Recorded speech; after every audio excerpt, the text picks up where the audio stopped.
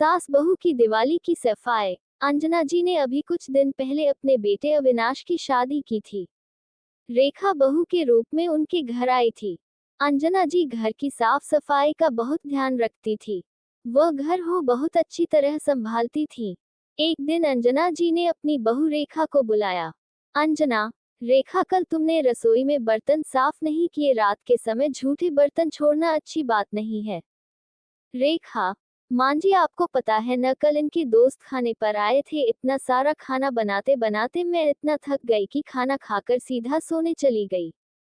अंजना, अगर ऐसा था तो मुझसे कह देती, मैं बर्तन साफ कर देती।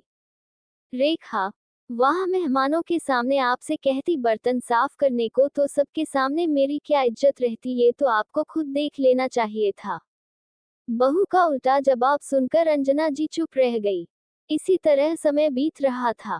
एक दिन अंजना जी ने अविनाश से कहा, अंजना, बेटा, घर बहुत गंदा हो रहा है, क्यों न दिवाली से पहले हम घर में रंग रोगन करा लें। अविनाश, मौं, आप तो जानती हो अभी मेरी लोन की किश्तें चल रही हैं। शादी के लिए लोन लिया था, उसकी किश्त खत्म होने बाद ही पैसे बचेंगे। इस साल ऐसे ही साफ सफाई कर लो। दिवाली से कुछ दिन पहले अंजना जी ने रेखा से कहा, अंजना, रेखा, इस बार हम दोनों को ही दिवाली की सफाई करनी है। रोज घर का काम खत्म करने के बाद थोड़ी थोड़ी सफाई कर लेंगे। रेखा, मां जी, मैंने तो कभी दिवाली पर अपने घर में सफाई नहीं की। मेरे पिताजी जो हर साल रंग रोगन करवाते हैं और बाहर से मजदूर पकड़कर सफाई करा लेते हैं। आप भी मजदूर पकड़ लाइए। अंजना, तुझे पता है न, अविनाश के सर पर कर्ज है। वह बेचारा कहाँ से लाएगा इतना पैसा। चल, हम दोनों ही सफाई कर लेंगे। रेखा, लेकिन मां जी, मुझे तो धूल मिट्टी बर्दाश्त नहीं है।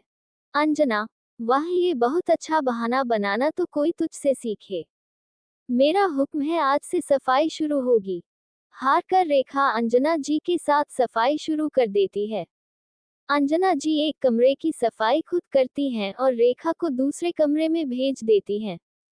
रेखा कमरा अंदर से बंद कर बेड पर बैठकर फोन पर बात करने लगती है।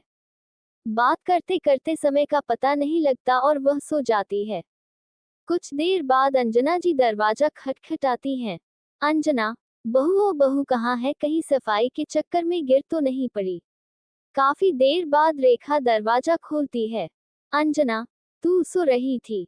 सफाई नहीं की तूने? रेखा, नहीं मां जी, मैंने आपसे कहा था मुझे धूल बर्दाश्त नहीं है। मैंने जैसे ही सफाई शुरू की मेरी नाक में धूल गई और मैं बेहोश हो गई। अभी आपने दरवाजा खटखटाया तो मुझे होश आया है। अंजना जी, रेखा, ये कामचोरी मैं खूब समझती हूँ। जरा सी धूल से कोई बेहोश नहीं हो जाता। अच्छा सुन, मैंने दूसरे कमरे की सफाई कर दी है, तू उसमें पोंछा लगा ले। रेखा की चोरी पकड़ी गई, वह चुपचाप पोंछा लगाने चली जाती है।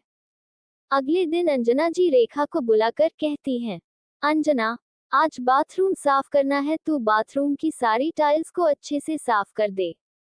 मैं बाहर ड्राइंग रूम साफ कर देती हूँ। वैसे भी तुझे धूल से एलर्जी है। रेखा चुपचाप बाथरूम साफ करने चली जाती है। कुछ देर बाद रेखा फर्श पर साबुन का पानी गिरा कर लेट जाती है और चिल्लाने लगती है, रेखा, मां जी, मैं गिर गई, मुझे बचाओ।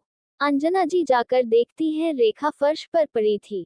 अंजना, हे भगवान, अब क्या हुआ?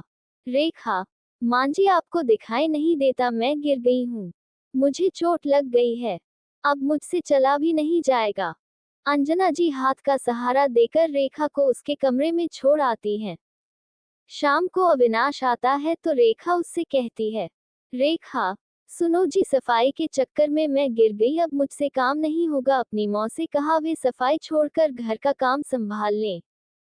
अविनाश अंजना जी से बात करता है। अंजना, सब बहानेबाजी है, इसकी कोई बात नहीं, मैं सारा काम कर लूंगी। 2 दिन बाद अविनाश शाम को घर आता है। अविनाश, मौं, मुझे दिवाली को बोनस मिला है, चलो दिवाली की खरीदारी करने चलते हैं। अंजना, हाँ ठीक है, वैसे भी बहू तो जा नहीं सकती। तभी रेखा भागती हुई आती है। रेखा, मां जी, मैं भी चलूंगी, मुझे भी बहुत सारा सामान खरीदना है। ये देखकर अविनाश और अंजना जी हंसने लगते हैं। रेखा, मां जी मुझे माफ कर दीजिए, आगे से मैं आलस छोड़कर सारा काम करूंगी।